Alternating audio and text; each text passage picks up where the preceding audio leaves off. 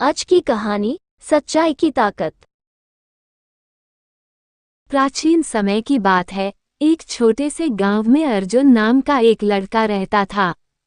अर्जुन मेहनती, ईमानदार और सच्चे दिल का था। गांव में सभी लोग उसे पसंद करते थे। वो हमेशा दूसरों की मदद करने के लिए तैयार रहता था, चाहे किसी को पानी लाना हो या किसी का काम करना हो, वो हर काम में सबसे आगे रहता था। गांव में एक बार राजा का दौरा हुआ। राजा अपने राज्य के दौरे पर निकला था और वह गांव-गांव जाकर लोगों से मिल रहा था। अर्जुन के गांव में भी राजा आया। गांव वालों ने राजा का स्वागत किया और उनके लिए एक सभा का आयोजन किया। राजा ने सभा में घोषणा की, मैं चाहता हूं कि इस गांव के सबसे ईमानदार और मेहनती लड़के को अपने दरबार में एक महत्वपूर्ण जिम्मेदारी दी जाए। क्या आप लोग मुझे ऐसे किसी लड़के के बारे में बता सकते हैं? गांव के मुखिया ने अर्जुन का नाम सुझाया। राजा ने अर्जुन को बुलवाया और उससे कुछ सवाल पूछे। अर्जुन ने ईमानदारी से सभी सवालों के जवाब दिए।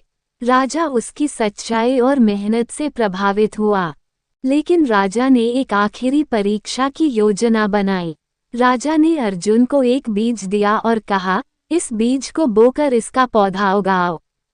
1 महीने बाद मैं वापस आऊंगा और देखूंगा कि तुमने कैसा पौधा उगाया है। अर्जुन ने बीज को सम्मानपूर्वक लिया और घर लौट आया। उसने बीज को अच्छे से बोया और उसकी देखभाल करने लगा। हर रोज पानी देता, मिट्टी में खाद डालता, लेकिन बीज से कोई पौधा नहीं निकला। अर्जुन निराश नहीं हुआ। उसने सोचा कि शायद बीज को उगने में समय लगेगा। उसने धैर्य बनाए रखा और देखभाल जारी रखी। 1 महीने बाद जब राजा वापस आया, तो सभी लड़के अपने अपने पौधों के साथ राजा के सामने आए। हर किसी के पास हरा भरा पौधा था, लेकिन अर्जुन के पास सिर्फ खाली गमला था। राजा ने सभी पौधों को देखा और अंत में अर्जुन के पास आया। राजा ने उससे पूछा, तुम्हारे गमले में पौधा क्यों नहीं है? अर्जुन ने सिर झुकाकर कहा, महाराज, मैंने पूरी ईमानदारी से बीज को बोया, उसकी देखभाल की, लेकिन कोई पौधा नहीं निकला। राजा ने मुस्कराते हुए कहा, तुम्हारे गमले में कोई पौधा नहीं निकला, क्योंकि मैंने जो बीज दिए थे, वे सब उबाले हुए थे, उनमें से कोई पौधा उग ही नहीं सकता था।